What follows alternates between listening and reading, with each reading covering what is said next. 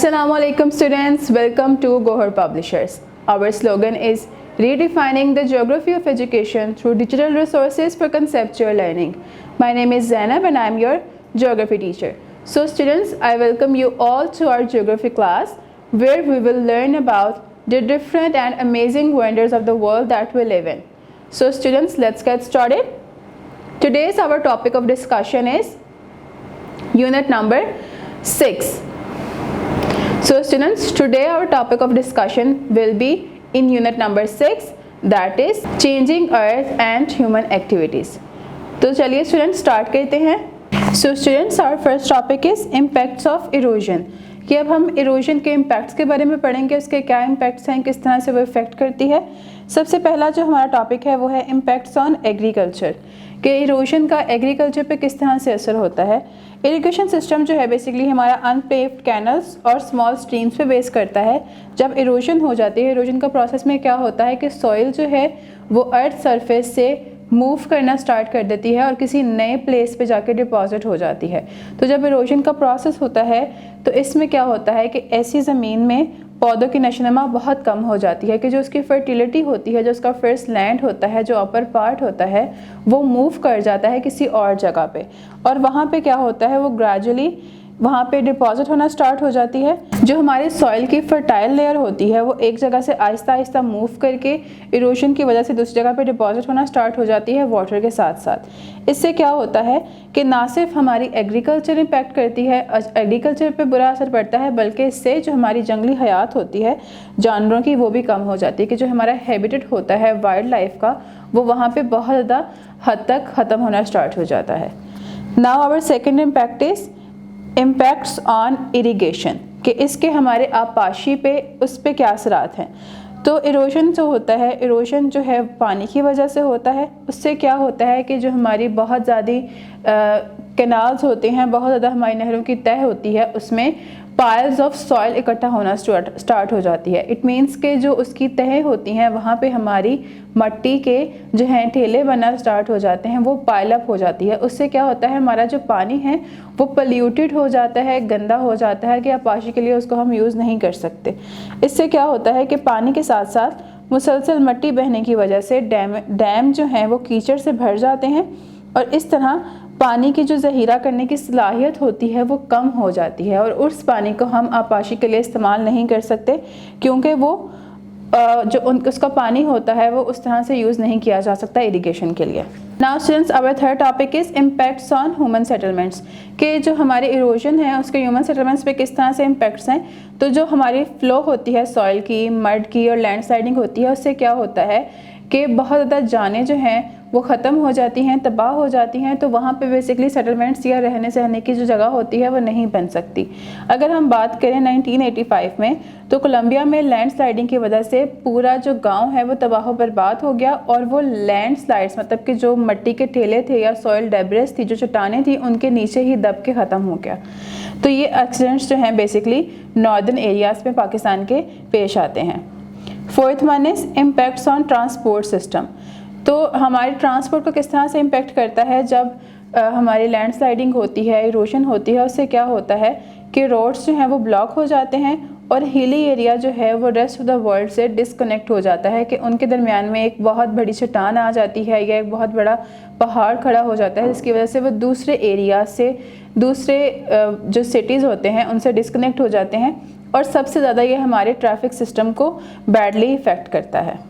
Now students, our next topic is impacts of erosion, कि erosion के क्या क्या असरात हैं, किस तरह से हम उनको ओवरकम कर सकते हैं. तो स्टूडेंट्स, हम ऐसे कौन कौन से तरीके हैं, कौन कौन से ज़राए हैं जिसके ज़रिए हम इरोजन को और मैस वेस्टिंग को मिनिमाइज़ कर सकते हैं. तो हम वन बाय वन उनको कवर करेंगे. सबसे पहला जो है वो है हम ज़्यादा से ज़्यादा ट्रीज़ को प्लांट करें.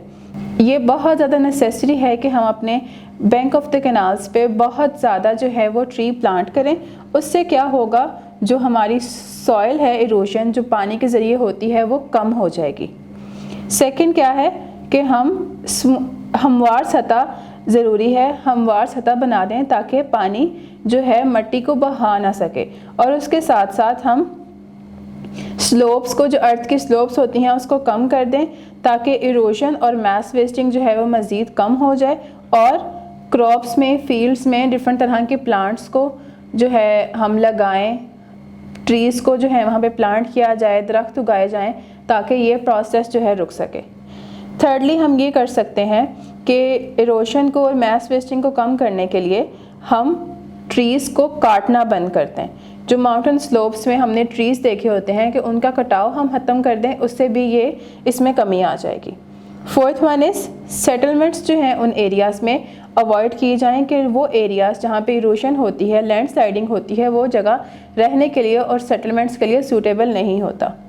Fifth one is retaining walls बनाई जाएं हमारे रोड्स के इर्द गिर्द। के फॉर एग्जांपल अगर किसी जगह पे माउंटेन है तो उसके इर्द गिर्द रिटेनिंग वॉल्स बनाई जाएं कि इनकेस अगर लैंडस्लाइडिंग होती है या सॉइल इरोजन होती है तो जो रिटेनिंग वॉल्स हैं वो उनको कवर अप कर लें, उनको स्टोर कर लें। Now six one is dangerous slopes जो हैं उनको अबॉलिश किया जाए कि जितनी ज़्यादा स्टीप स्लोप्स हैं उनको ख़त्म कर दिया जाए, उनको तोड़ फोड़ कर दी जाए।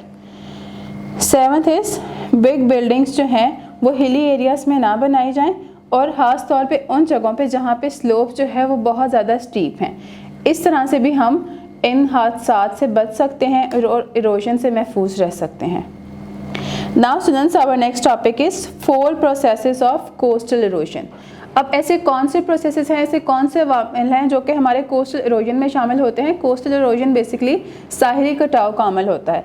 इसमें क्या होता है कि इरोजन जो है वो इस तरह से होती है कि लैंड की इंटरफेरेंस होती है, सी वेव्स जो हैं वो लैंड को इरोड करती हैं, सॉइल को इरोजन में हेल्प करती हैं। सो स्टूडेंट्स, इस प्रोसेस में हमारी डिस्ट्रक्टिव वेव्स जो हैं वो इन्वॉल्व होती हैं कोस्टल की। अब इसके 4 मेन प्रोसेसेस हैं कोस्टल इरोजन की जो कि हम 1 बाय 1 डिस्कस करेंगे। उसमें हमारी आ जाती है क्रोजन, आ जाती है एब्रेशन, आ जाता है हाइड्रोलिक एक्शन और एट्रिएशन। सबसे फर्स्ट वन जो हमारा है वो है क्रोजन। क्रोजन क्या होता है? क्रोजन तब होता है जब वेव्स जो हैं वो बीच के साथ टकराती हैं और उनके अंदर जब छोटे छोटे स्टोन्स होते हैं, जो पीसेस होते हैं रॉक्स के, वो हमारे वेव्स के साथ टकरा के उनको हर्ल कर देते हैं, क्लिफ को हर्ल कर देते हैं, जिसकी वजह से हमारी क्रोजन अकर में आती है। Now second one is abrasion. Abrasion में क्या होता है कि साहिल के किनारे को जब रगड़ती हैं, जो उनके अंदर स्टोन्स होते हैं वो घिसना स्टार्ट हो जाते हैं डिस्ट्रक्टिव वेव्स की वजह से, तो उससे हमारी जो शोरलाइन होती है और हेडलैंड है वो ब्रेक डाउन होना स्टार्ट हो जाता है और उसके डिफरेंट फ्रैगमेंट्स बन जाते हैं।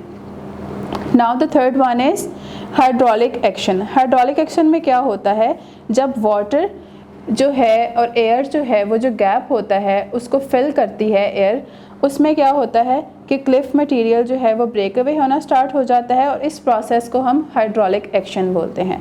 एट्रिएशन। एट्रिएशन तब अकर करती है जब वेव्स जो हैं वो रॉक्स को और पेबल्स को टूटने में मजबूर करती हैं और जब वो आपस में टकराव में आते हैं, उनमें एक दूसरे में बम्प करते हैं, तो वो छोटे छोटे मज़ीद पीसेस में डिवाइड हो जाते हैं। इस प्रोसेस को हम एट्रिएशन बोलते हैं। Now students, our next topic is effect of coastal erosion on land forms.